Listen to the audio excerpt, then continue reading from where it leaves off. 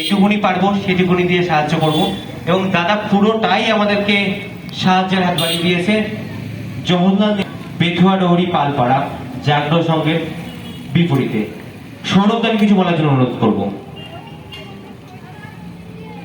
ধন্যবাদ ভাই।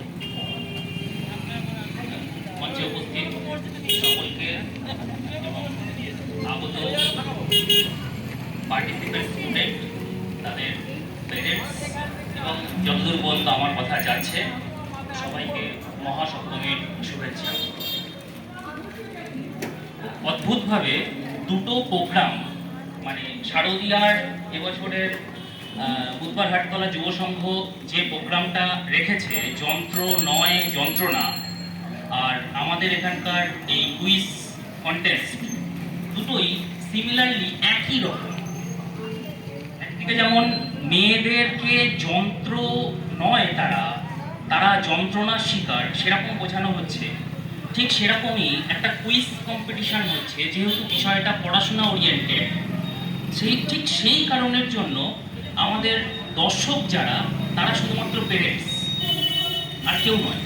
এখানে যদি কোনো নাচ গান বা এরকম ধরনের কোনো এন্টারটেনমেন্টের প্রোগ্রাম হতো, তাহলে ভর্তি দর্শক হয়ে যেত এখানটা। আমাদের এই জায়গা থেকে বেরিয়ে আসার ভীষণভাবে দরকার, এবং এই চিন্তা ভাবনা নিয়ে জওহরলাল নেহরু জাতীয় যুব কম্পিউটার সেন্টার বেথুয়া ডহরিতে সবাইকে কম্পিউটার শেখায়, এবং চেষ্টা করি ভালো সুশিক্ষা প্রোভাইড করার জন্য।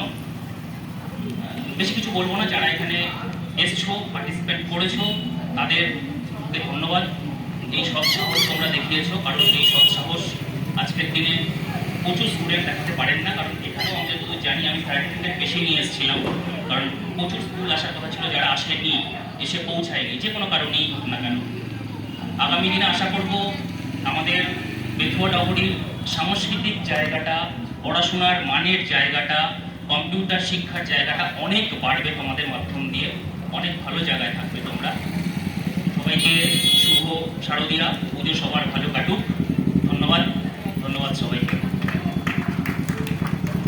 আবার ধন্যবাদ দাদাকে। এবার